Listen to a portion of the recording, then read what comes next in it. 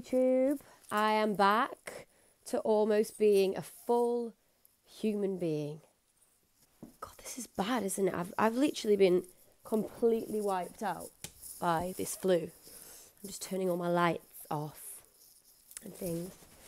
I haven't done any vlogging since the end of Eurovision because I just got so poorly. It was obviously crazy running up to that time. And then I just got like the worst flu I've ever had in my life. And usually like I'm pretty hard. I just had to lock up my flat because it's all just going wrong. So usually I'm pretty good with like ploughing through if I'm feeling a bit under the weather. Oh, it's raining. There we go. If I'm feeling a bit under the weather, I'm usually quite good at ploughing through. This was another level of illness that I've never felt. I wanted to keep everyone updated with all the Eurovision stuff. When it got to the actual day of Eurovision, it was just mental, as you can imagine, and like we didn't really have any time. All the time really was spent trying to chill and like trying to get your head right and, you know, calm down a little bit. And that's the most I could really do. Every other minute was spent either in rehearsal or we were in hair and makeup, which I will get on to shortly. Or we were like, you know, eating, chilling, meeting friends and family who'd come down. So it was a little bit of a mad one.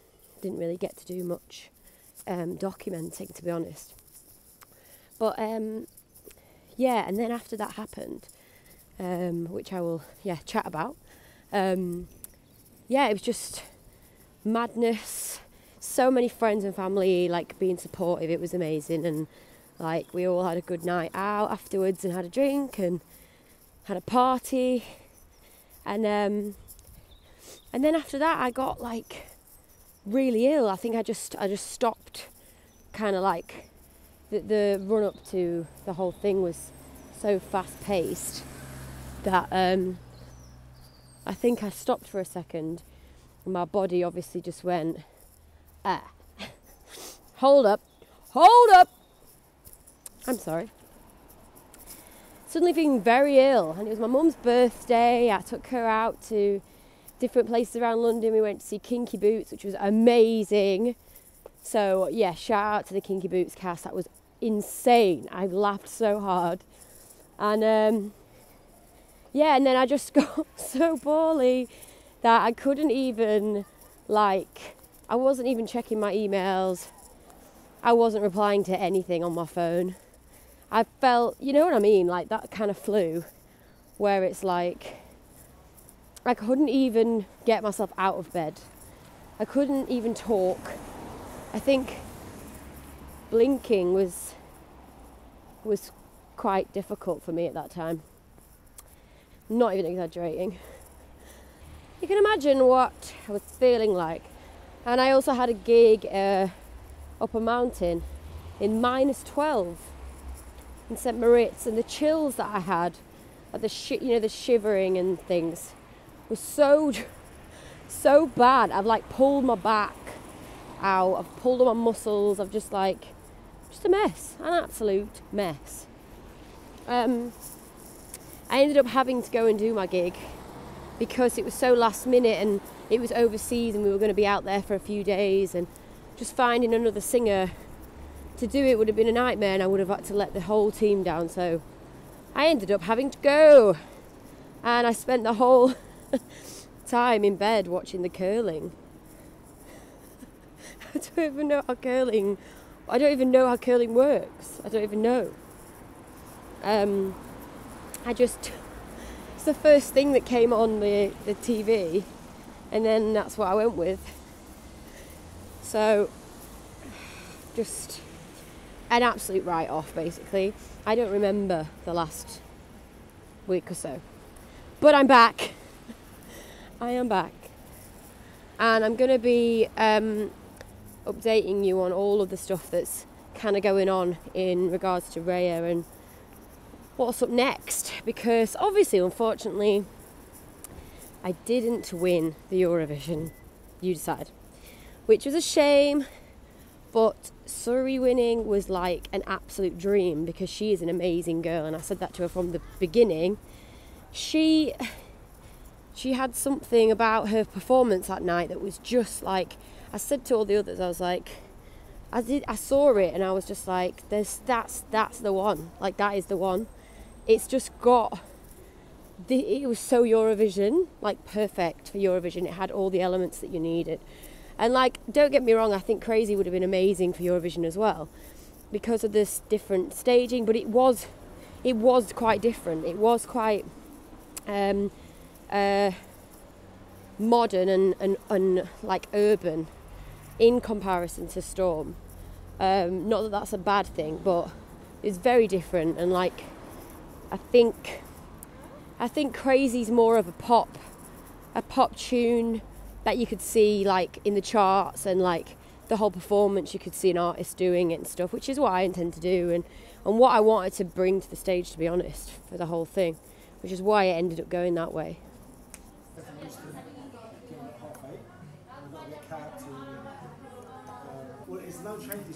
Okay, so I'm in Costa with my coconut cappuccino.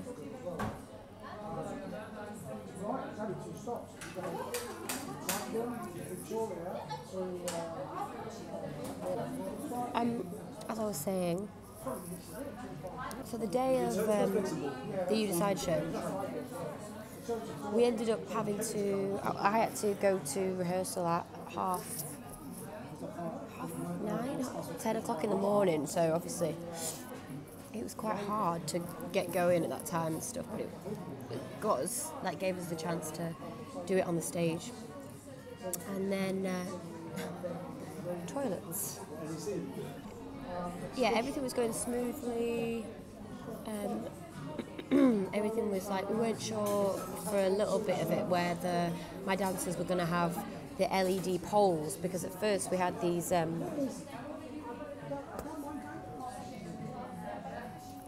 we had some LED poles that the dancers would be like doing all the stuff with. They hadn't been introduced at the beginning, but then we tried to get them in, and then we weren't sure what we were going to be doing with them. So we were having different like changes in things like that, and then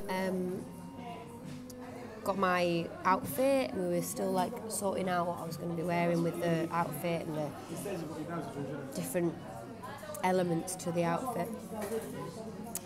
And then I went into hair, and things got a little bit tricky in hair because I had this idea for my image to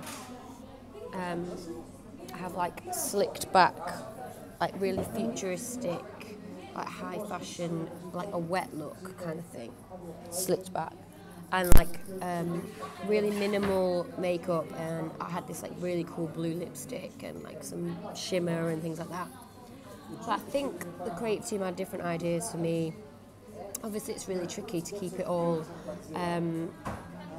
like all the different acts have with their own identity, so anything that slightly overlapped, it was a problem, obviously. But yeah, and the hairstylist put to me like the idea of having curly hair. I'd said obviously I didn't really want curly hair because I was in the dungarees and I didn't want to look like a little doll, you know, like bouncing around with my curly hair. It's not really my vibe, so I was like, can I have this instead? But we went with the curly because we were thinking, you know, like an Ella Air kind of vibe. Which for me was a really cool idea, you know, like, and I thought with this song, it's like crazy, and the hair will be moving around and all that kind of thing. then it got going, and my hair is so thick. I mean, like, it's just, this is thinned out and it's just like a big wad of hair. Even though it's short, it's really thick. So anyway, they got going on me with this tongue. It was like this. So they were like, you know, curling my hair like a centimetre at a time. 2 people were doing it at one point, and it was running up to the dress rehearsal, and I was just sat there with half a head of hair curled. I will insert a picture.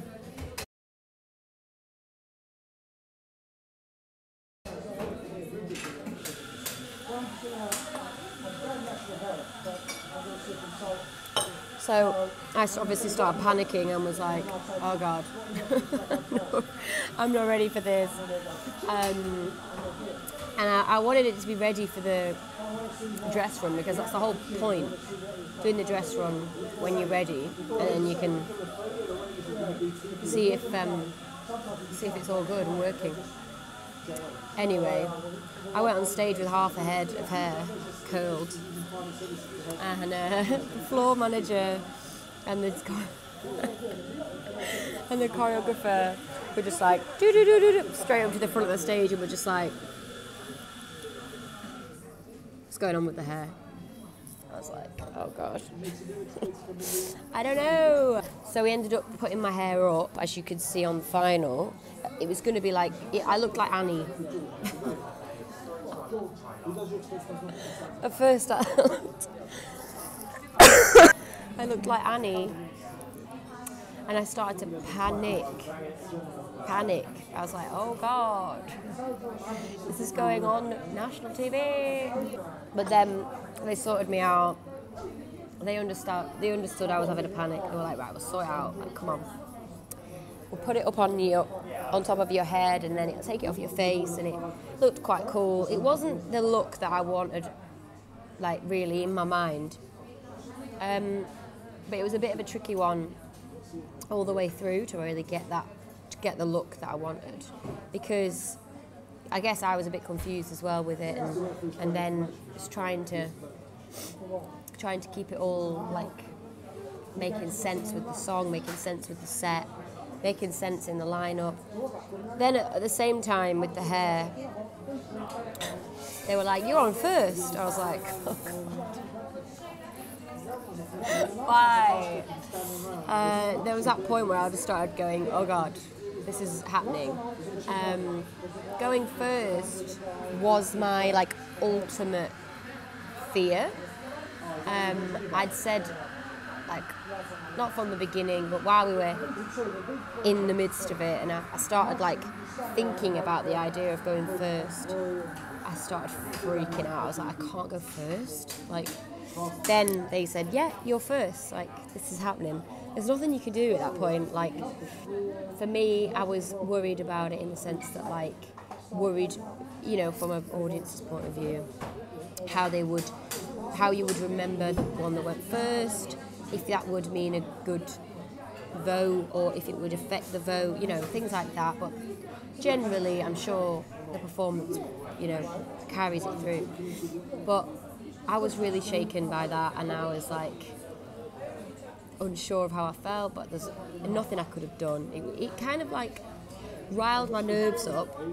But then, if I think about it, I think I was in the best position to just get it out the way, and like, you're not sat there kind of like watching everyone else's go and then like waiting for your thing, and then getting up on stage and your nerves are all over the place because you've compared yourself to the last thing. You just get on stage and do it. And also it was opening the show, so like the audience were raring to go, and my song was a really good opener, like, and the performance was like a really good opener because we had a lot of stagecraft stuff, and so ended up going first. And the actual performance, like, I don't remember any of it. And I'm sure like lots of people say this, and I've done this a million times actually with other performances. It's so nerve-wracking, and so like you're building and building and building to all this time, all this hard work, all this stress, all this excitement, and then it's just like, done, and that's it. You don't get another chance. And you can get in your head like that. You can really get in your head and be like, get stuck in your head and be like, right, this is my one chance I've got to really show, and the pressure gets really high. But I did keep in my mind all the way through. I was like, I'm just gonna have fun. Like, it's not the end of the world if this doesn't go well. You know, it's not the end of the world. It's what I love to do. I wouldn't rather be anywhere else than on the stage dancing and singing. Like, that's what I love to do. I've practiced my arse off.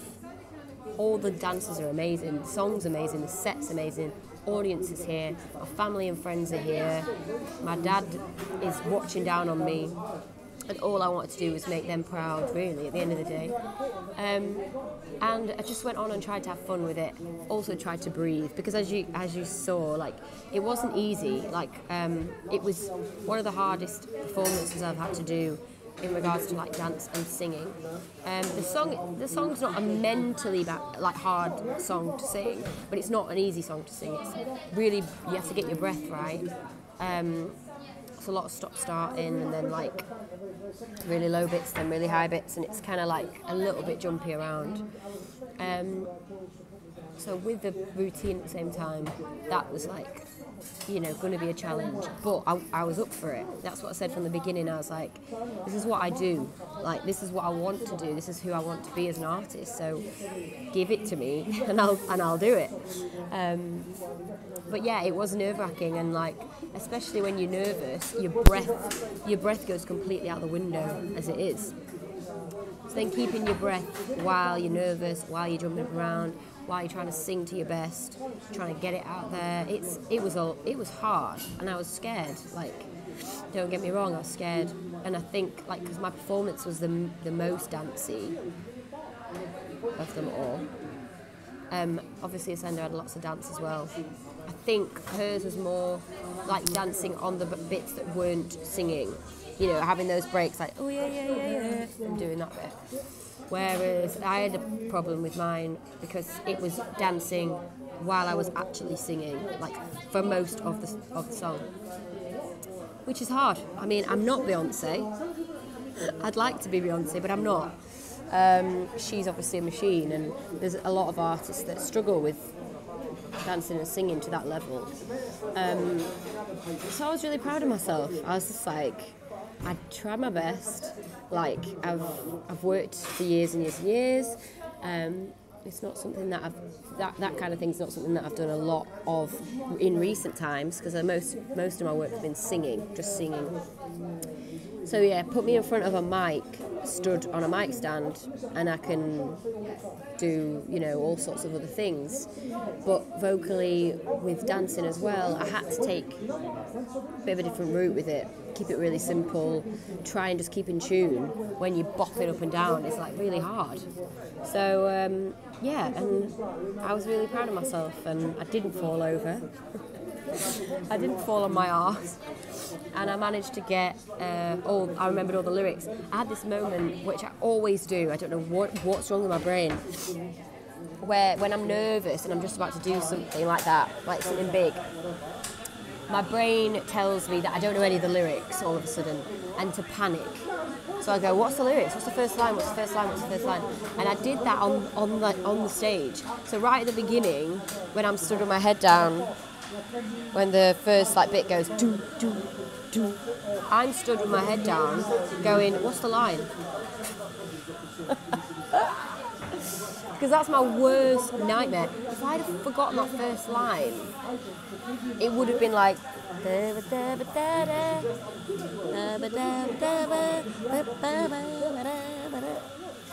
would have been a nightmare. But luckily my brain like kicked in, like boom, here's the line. And I was like, oh god, it was a lot. So that's what happened, and I was over the moon with everything. Like, obviously it was a little bit stressful with the hair situation. I did feel a little bit like thrown by that, And I also, I did want a different look, but that's what happened. And it worked, like, you know, it worked to an extent. Some people think it didn't work. A lot of comments were like, that doesn't work. But it's what happened on the night, and sometimes it's really tricky, and you're against time, and like time's against you even. So that's what happened. And then obviously when Surie went on, the audience just went mental, like instantly mental. And I noticed it and was just like, that's like, God, it's just popped up. I said to her, I was like, the audience went absolutely insane. And I had a feeling from that point, I was like, I think she's just got what everyone's looking for this year. Like, it's got such a commercial sound and such a big hook and a message that everyone can understand and everyone can listen to and sing along with. I think it just took the night, and I don't think she was expecting it at all, like for when I spoke to her. But I had a feeling that she'd done it, and when her name got called out, I just knew it. I was like, yeah, she's definitely nailed it. Like, she's absolutely got it.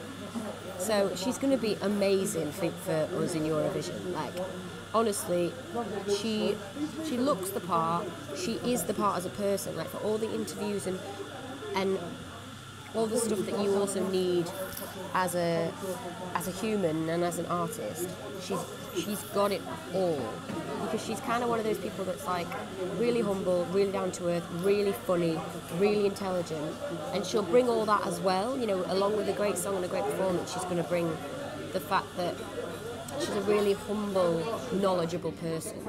She's been doing this for years as well. She's experienced, but she's not tainted, and she's not what's the word? Affected by it, you know. She doesn't let it get too big in her head. So I think that she's going to be great, really great. I've got a lot of people very interested in this vlog right now. It does look weird, I guess.